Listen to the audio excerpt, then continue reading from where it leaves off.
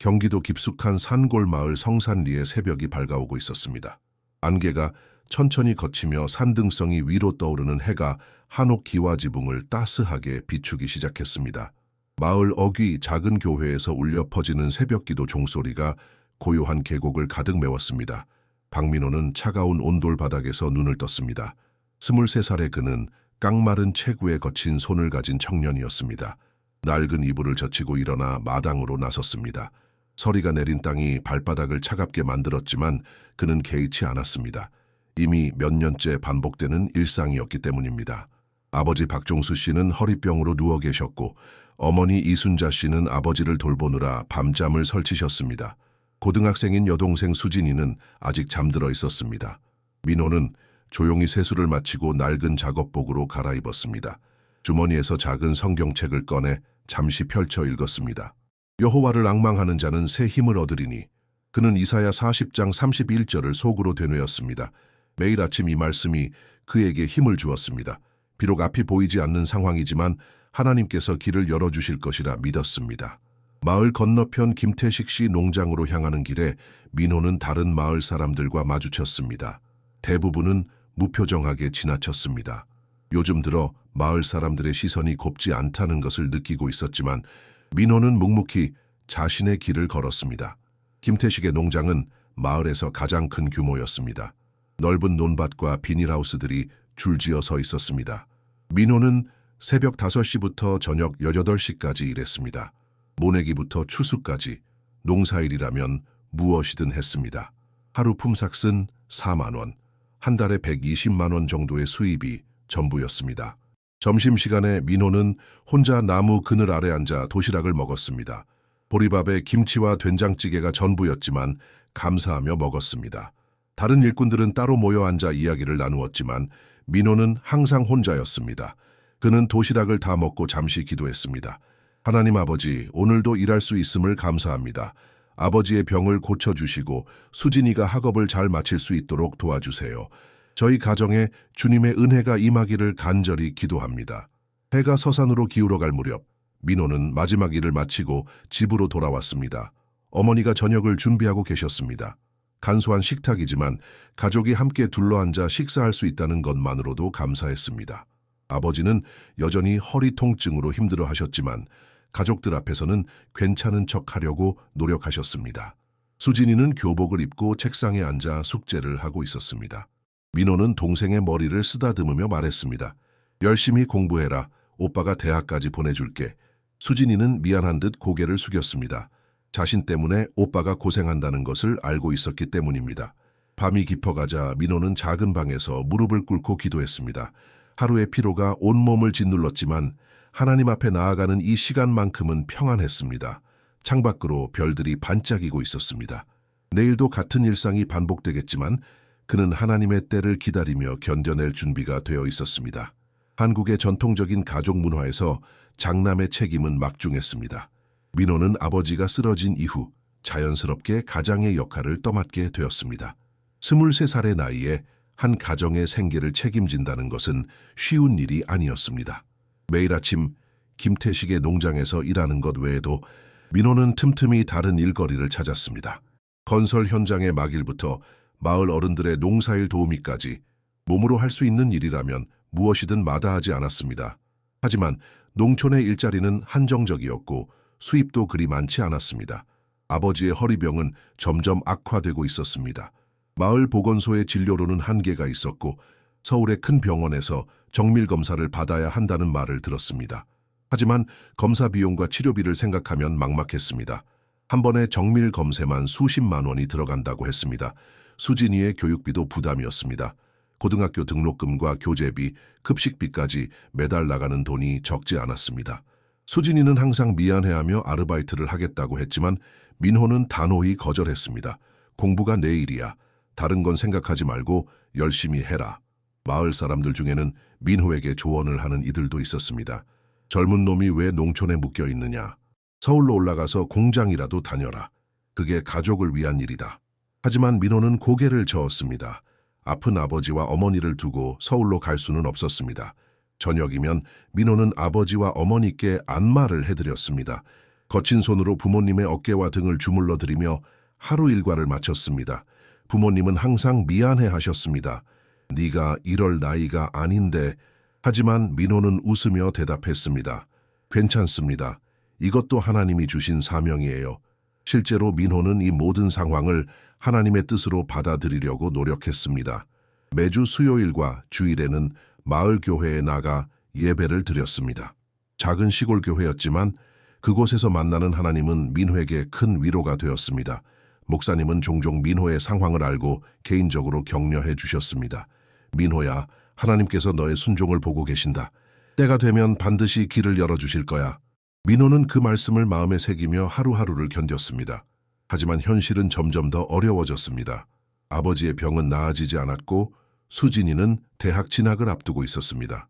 민호 자신도 대학에 가고 싶었지만 그런 꿈은 사치라고 생각했습니다. 가족의 생계가 우선이었습니다. 어느 날 밤, 민호는 방에서 혼자 울었습니다. 아무도 보지 않는 곳에서 마음껏 울어도 되는 시간이었습니다. 하지만 울음이 그치자 다시 무릎을 꿇고 기도했습니다. 하나님, 제가 약해서 죄송합니다. 하지만 저는 주님만 바라고 있습니다. 주님의 때를 기다리겠습니다. 그날 밤 민호는 성경을 펼쳐 읽었습니다. 요셉의 이야기, 다윗의 이야기, 그리고 예수님의 이야기까지 모두 하나님의 때를 기다리며 인내했던 사람들의 이야기였습니다. 민호는 자신도 그들처럼 끝까지 믿음을 지키리라 다짐했습니다. 아버지의 병세가 급작스럽게 악화된 것은 가을 추수철이었습니다.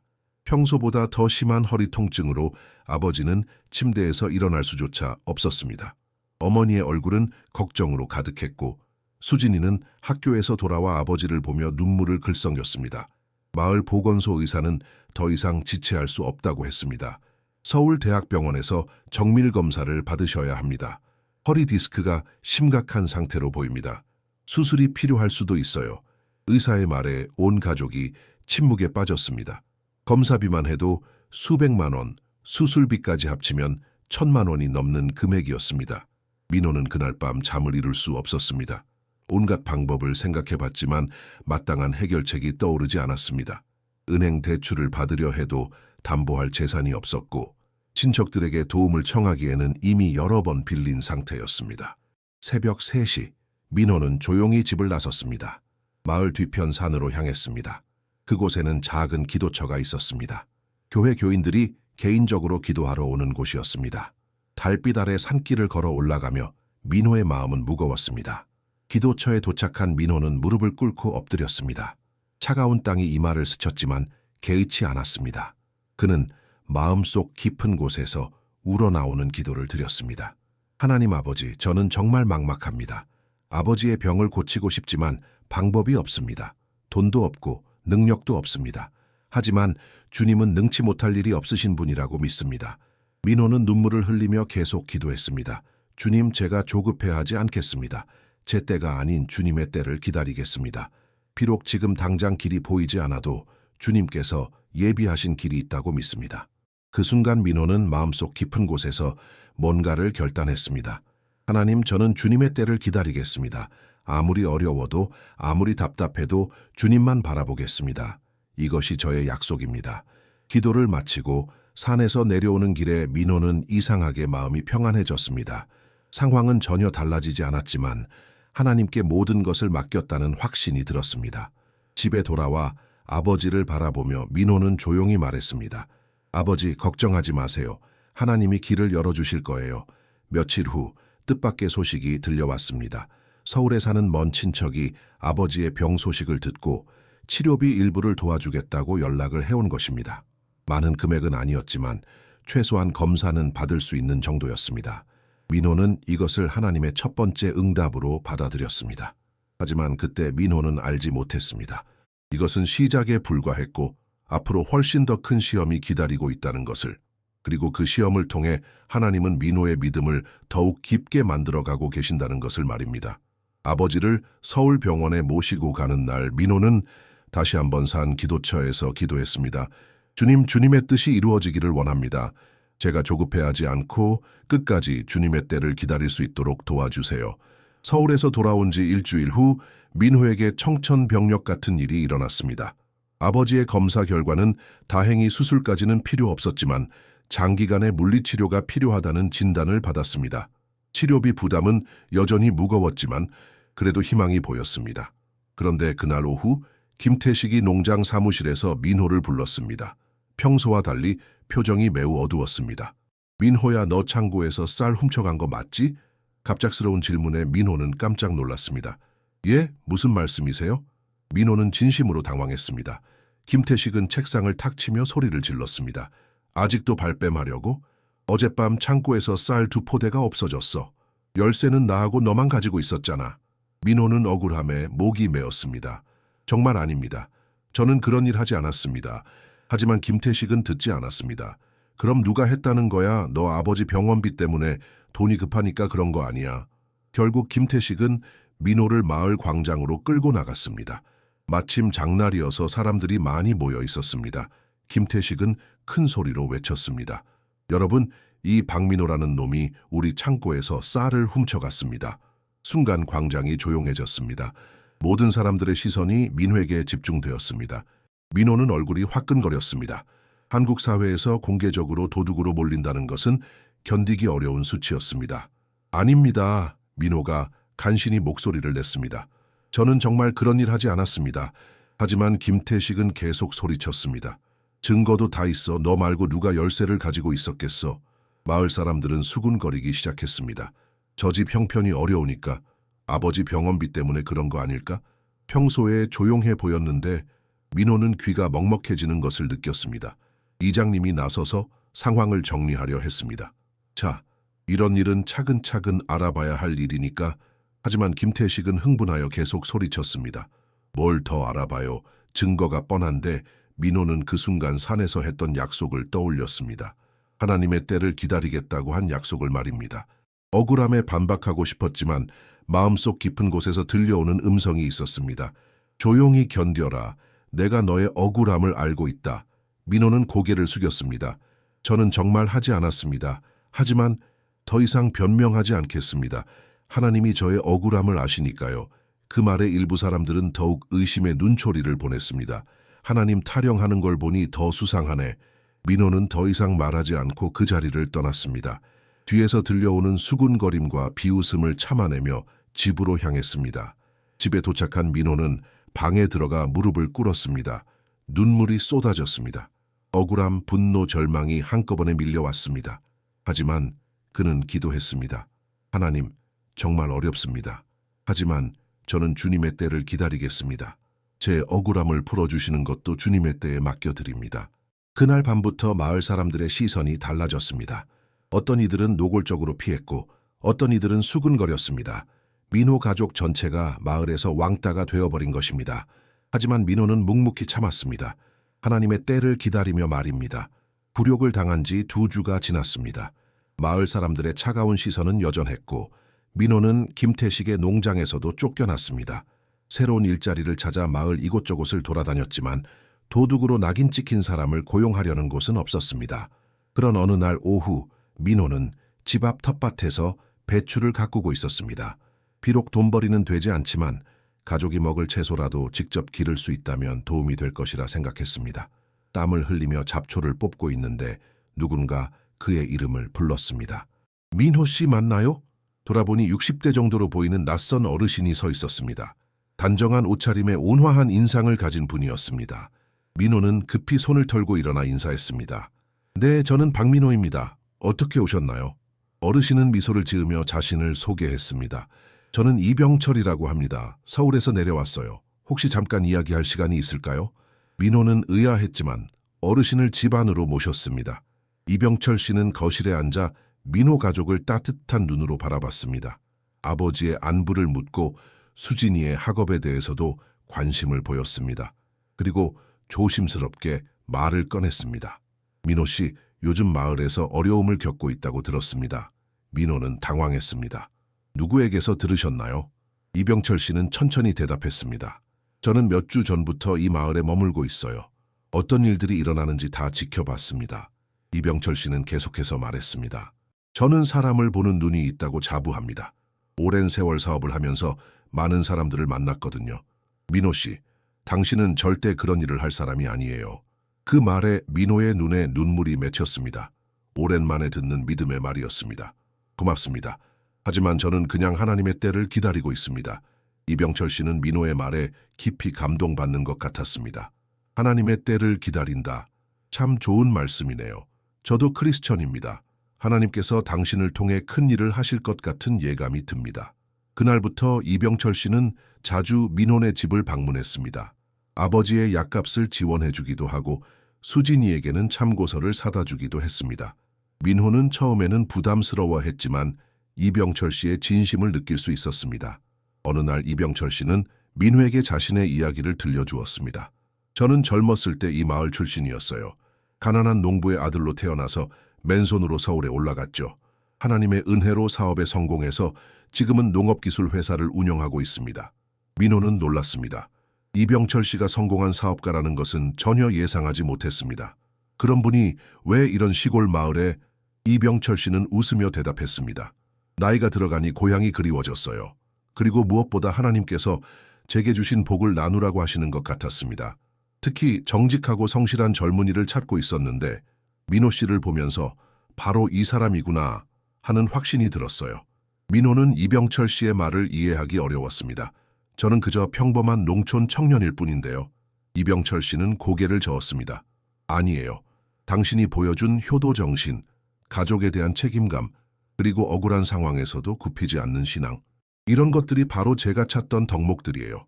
며칠 후 이병철 씨는 민호에게 뜻밖의 제안을 했습니다. 민호 씨, 제가 하는 일을 도와주실 생각이 있나요? 농업기술 발전에 관심이 있으시다면 말이죠. 민호는 아직도 상황을 정확히 파악하지 못했지만 하나님이 보내주신 기회라는 생각이 들었습니다. 정확히 어떤 일인지 알 수 있을까요? 이병철 씨는 눈을 반짝이며 설명하기 시작했습니다. 제가 계획하고 있는 건 이 지역의 농업을 현대화하는 프로젝트예요. 전통적인 농법과 현대 기술을 접목해서 농민들의 소득을 높이는 거죠. 민호는 점점 흥미를 느꼈습니다. 농촌에서 자란 그로서는 농업의 현실적인 문제점들을 잘 알고 있었습니다. 정말 가능한 일인가요? 이병철 씨는 확신에 찬 목소리로 대답했습니다. 물론입니다. 하지만 이 지역 실정을 잘 아는 사람이 필요해요. 그리고 무엇보다 농민들의 신뢰를 받을 수 있는 사람이 필요하죠. 그 순간 민호는 깨달았습니다. 지금까지의 모든 시련이 이 순간을 위한 준비 과정이었을지도 모른다는 것을. 농촌에서의 고된 노동, 가족에 대한 책임감, 그리고 억울한 상황에서도 꺾이지 않았던 믿음까지. 모든 것이 지금 이 기회와 연결되어 있는 것 같았습니다. 시간을 주시겠어요? 가족과 상의해보고 기도해본 후에 답변 드리고 싶습니다. 이병철 씨는 흔쾌히 동의했습니다. 당연하죠. 중요한 결정이니까 신중하게 생각해보세요. 그날 밤 민호는 온 가족과 함께 이야기를 나누었습니다. 아버지는 걱정스러운 표정을 지었습니다. 너무 좋은 이야기 같아서 오히려 걱정이 되는구나. 하지만 어머니는 다른 의견이었습니다. 그 어르신이 진심으로 우리를 도우려는 것 같아. 하나님이 보내주신 분일지도 모르잖아. 수진이도 오빠를 응원했습니다. 오빠가 농업 전문가가 되면 정말 멋질 것 같아요. 그리고 우리 마을도 발전할 수 있고요. 민호는 가족들의 의견을 들으며 마음이 정리되어 갔습니다. 밤늦게 민호는 다시 산 기도처로 올라갔습니다. 별이 가득한 하늘을 바라보며 기도했습니다. 하나님, 이것이 주님이 예비하신 길인가요? 제가 올바른 선택을 할 수 있도록 지혜를 주세요. 기도를 마치고 내려오는 길에 민호의 마음에는 평안이 가득했습니다. 일주일 후 민호는 이병철 씨에게 자신의 결정을 알렸습니다. 함께 일하고 싶습니다. 저도 우리 마을이 발전하는 데 도움이 되고 싶어요. 이병철 씨는 환한 미소를 지으며 민호의 손을 잡았습니다. 좋은 결정이에요. 그럼 이제 구체적인 계획을 말씀드릴게요. 이병철 씨는 가방에서 두꺼운 서류 뭉치를 꺼냈습니다. 이것이 제가 준비한 스마트팜 시범사업 계획서입니다. 민호는 계획서를 받아보며 놀랐습니다. 상상했던 것보다 훨씬 체계적이고 구체적인 내용이었습니다. 최신 농업기술을 도입하여 생산성을 높이고 유통구조를 개선해서 농민들의 수익을 증대시키는 종합적인 프로젝트였습니다. 이 프로젝트의 총 투자 금액이 얼마나 되나요? 민호가 조심스럽게 물었습니다. 이병철 씨는 담담하게 대답했습니다. 초기 투자금만 50억 원 정도 됩니다. 하지만 걱정하지 마세요. 자금은 제가 준비했어요. 민호는 숨이 막혔습니다. 50억 원이라는 금액은 그에게는 상상조차 할 수 없는 돈이었습니다. 정말 저 같은 사람이 이런 큰 프로젝트에 참여해도 될까요? 이병철 씨는 진지한 표칭으로 말했습니다. 민호 씨, 사업의 성공은 돈으로만 결정되지 않아요. 가장 중요한 것은 사람입니다. 정직하고 성실한 사람, 그리고 지역 주민들의 신뢰를 받을 수 있는 사람 말이에요. 이어서 이병철 씨는 자신의 진짜 정체를 밝혔습니다. 사실 저는 그린테크 코리아라는 농업기술 회사의 회장입니다. 전국에 50여 개의 지사를 두고 있고 농업 현대화 사업을 주도하고 있어요. 민호는 다시 한번 놀랐습니다. 그린테크 코리아는 농업 분야에서는 유명한 대기업이었습니다. 그런 회사의 회장이 왜 자신 같은 사람에게 관심을 보이는지 이해할 수 없었습니다. 제가 이 마을에 온 이유는 단순해요. 우리나라 농업의 미래를 바꿀 수 있는 시범 모델을 만들고 싶었거든요. 그런데 기존 농업인들은 변화를 받아들이기 어려워하고 젊은 사람들은 농업 현실을 잘 모르더라고요. 이병철 씨는 계속 설명했습니다. 그런데 민호 씨는 달랐어요. 젊지만 농업 현실을 잘 알고 무엇보다 사람들의 신뢰를 받을 수 있는 인품을 가지고 있어요. 특히 어려운 상황에서도 믿음을 잃지 않는 모습을 보면서 확신했습니다. 민호는 여전히 믿기지 않았습니다. 하지만 저는 아무것도 모르는데요. 경영이나 기술에 대해서는 문외한입니다. 이병철 씨는 웃으며 말했습니다. 그런 것들은 배우면 돼요. 하지만 인품과 신뢰는 하루아침에 만들어지지 않거든요. 그날부터 민호의 새로운 삶이 시작되었습니다. 이병철 씨는 민호를 서울 본사로 데려가 3개월간 집중 교육을 받게 했습니다.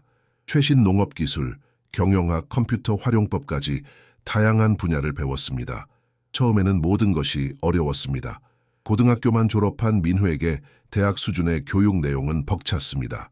하지만 포기하지 않았습니다. 새벽부터 밤늦게까지 공부하며 하나하나 익혀나갔습니다. 교육 과정에서 만난 다른 직원들은 처음에는 민호를 의아한 눈으로 바라봤습니다. 학벌도 없고 경험도 없는 시골 청년이 갑자기 회장의 특별한 관심을 받으니 당연한 반응이었습니다. 하지만 민호의 성실함과 겸손한 태도를 보면서 점차 인정하게 되었습니다. 3개월의 교육을 마친 민호는 완전히 달라진 모습으로 고향에 돌아왔습니다. 여전히 겸손했지만 자신감과 비전이 생겼습니다. 그리고 무엇보다 하나님이 자신에게 주신 사명이 무엇인지 분명히 알게 되었습니다. 이제 진짜 시작이에요. 이병철 씨가 말했습니다. 성산리를 대한민국 농업 발전의 모델로 만들어 봅시다. 민호는 힘차게 고개를 끄덕였습니다. 하나님의 때가 드디어 온 것입니다. 민호가 서울에서 교육을 받고 있는 동안 성산리에서는 예상치 못한 일이 벌어지고 있었습니다. 김태식의 아들 김준수가 술에 취해 마을 이장님께 찾아와 무릎을 꿇고 울면서 고백을 한 것입니다. 이장님, 저는 더 이상 못 견디겠어요. 박민호 형이 쌀을 훔친 게 아니에요. 제가 했어요. 준수는 눈물을 흘리며 모든 것을 털어놓았습니다. 도박빚에 시달리다가 아버지 몰래 창고에서 쌀을 빼내어 팔았고 마침 민호가 의심받자 그대로 넘어간 것이었습니다.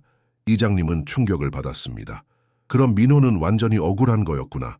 준수는 계속 울면서 말했습니다. 아버지가 민호 형을 너무 심하게 몰아쓰는 걸 보면서도 차마 말을 못했어요.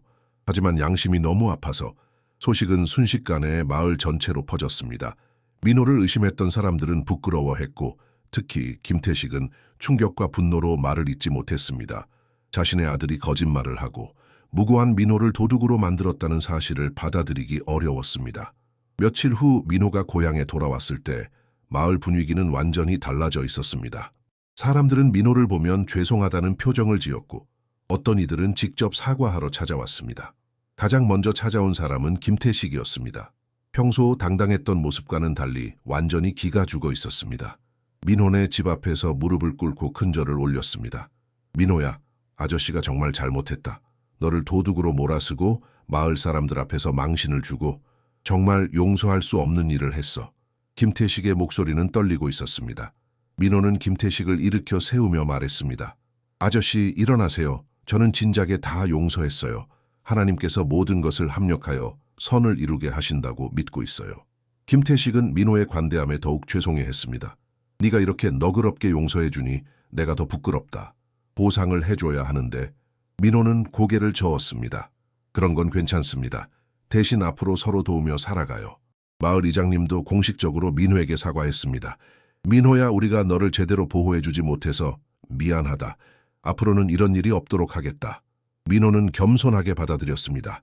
그런데 더 놀라운 일이 기다리고 있었습니다.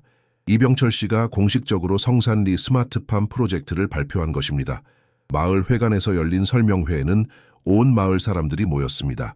이 프로젝트를 통해 성산리는 대한민국 최초의 완전 스마트팜 마을이 될 것입니다. 이병철 씨의 발표에 마을 사람들은 놀라움을 금치 못했습니다. 그리고 이 프로젝트의 현장 책임자는 박민호 씨가 맡게 됩니다. 순간 회관이 술렁였습니다. 얼마 전까지 도둑으로 몰렸던 민호가 갑자기 거대한 프로젝트의 책임자가 된다는 것이 믿기지 않았습니다. 하지만 이병철 씨의 설명을 들으면서 점차 이해하게 되었습니다. 민호 씨는 3개월간 서울에서 집중 교육을 받았습니다. 최신 농업 기술과 경영 지식을 습득했고 무엇보다 이 마을의 실정을 가장 잘 아는 사람입니다. 이병철 씨는 계속해서 민호의 자질을 설명했습니다.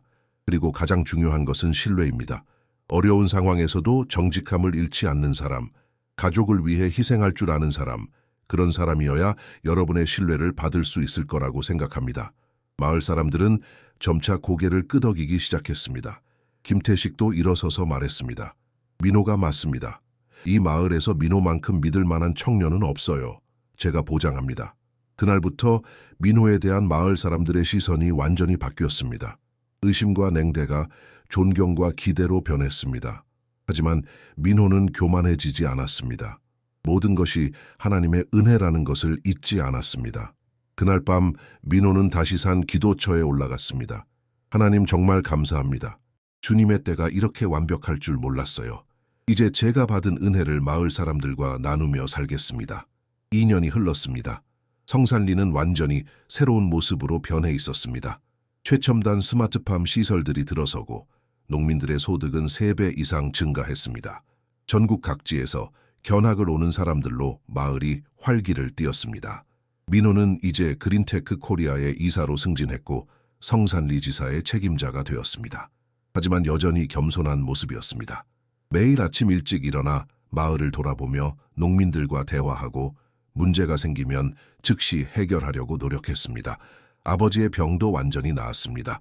좋은 치료를 받을 수 있게 되었고 규칙적인 운동과 관리로 건강을 회복했습니다. 이제는 민호를 도와 농장 관리 일을 하고 계셨습니다. 아들아, 정말 네가 자랑스럽다. 하나님께서 우리 가정에 큰 복을 주셨구나. 수진이는 서울의 명문대 농업경제학과에 진학했습니다.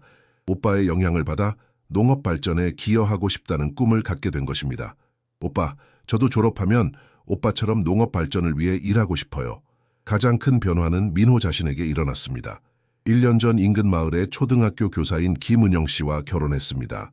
은영 씨는 독실한 크리스천으로 민호의 신앙과 인품에 감동받아 결혼을 결심했습니다. 여보, 당신을 통해 하나님의 놀라운 계획을 보게 되어요.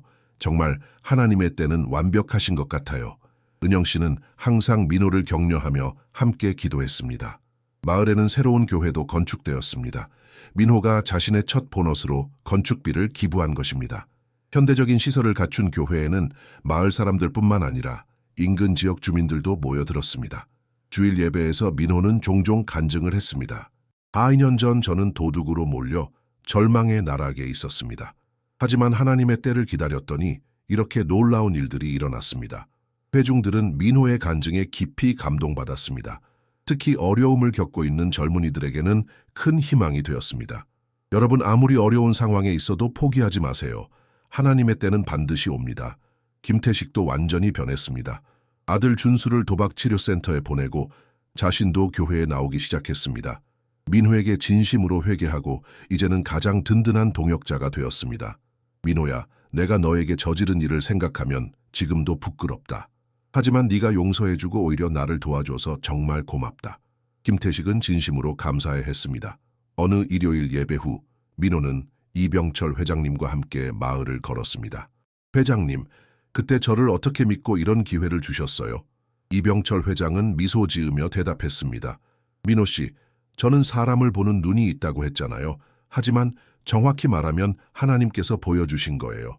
당신이 억울한 상황에서도 하나님만 바라보는 모습을 보면서 이 사람을 통해 하나님이 일하시겠구나 하는 확신이 들었거든요. 민호는 깊이 감동받았습니다. 정말 하나님의 계획은 신비로워요. 그때는 왜 그런 일이 일어나는지 이해할 수 없었는데 지금 보니 모든 것이 필요한 과정이었네요. 저녁이 되어 민호는 아내와 함께 집 앞 언덕에 올라갔습니다. 마을 전체가 한눈에 내려다 보이는 곳이었습니다. 2년 전과는 완전히 다른 모습이었습니다. 현대적인 농업시설들과 깔끔하게 정비된 마을, 그리고 무엇보다 사람들의 밝은 표정이 보였습니다. 여보, 이사야 40장 31절 말씀이 정말 맞는 것 같아요. 오직 여호와를 앙망하는 자는 새 힘을 얻으리니 독수리가 날개치며 올라감 같을 것이요. 다른 박질하여도 곤비하지 아니하며 걸어가도 피곤하지 아니하리로다. 은영 씨가 조용히 말했습니다. 민호는 고개를 끄덕이며 아내의 손을 잡았습니다. 맞아요. 하나님의 때를 기다린다는 것이 쉽지는 않았지만 그 기다림이 헛되지 않았어요. 오히려 상상했던 것보다 훨씬 더 큰 복을 주셨죠. 그날 밤 민호는 마지막으로 산 기도처에 올라갔습니다. 2년 전 절망 속에서 하나님께 약속했던 그 자리였습니다. 무릎을 꿇고 감사의 기도를 드렸습니다. 하나님 아버지, 그때 제가 주님의 때를 기다리겠다고 약속했을 때 이런 놀라운 일들이 일어날 줄 몰랐습니다. 정말 주님의 계획은 제 생각보다 훨씬 크고 놀라우셨습니다. 별이 가득한 하늘을 바라보며 민호는 계속 기도했습니다. 이제 저에게 주신 이 모든 것들을 주님의 영광을 위해 사용하겠습니다. 더 많은 사람들이 주님의 사랑을 경험할 수 있도록 도우겠습니다. 그 순간 마음속에 평안이 가득했습니다. 고난의 시간도 기다림의 시간도 모두 하나님의 완벽한 계획 안에 있었다는 확신이 들었습니다. 하나님의 때는 정말 완벽했습니다. 성산리의 새벽은 여전히 고요했습니다. 하지만 2년 전의 그 새벽과는 모든 것이 달랐습니다. 절망이 희망으로, 굴욕이 영광으로, 가난이 풍요로 바뀌었습니다. 무엇보다 한 청년의 순종과 인내를 통해 온 마을이 축복받게 되었습니다. 민호의 이야기는 이제 전국으로 퍼져나가며 많은 사람들에게 희망을 주고 있었습니다. 하나님의 때를 기다리는 자에게 주시는 축복이 얼마나 큰지를 보여주는 살아있는 증거가 된 것입니다.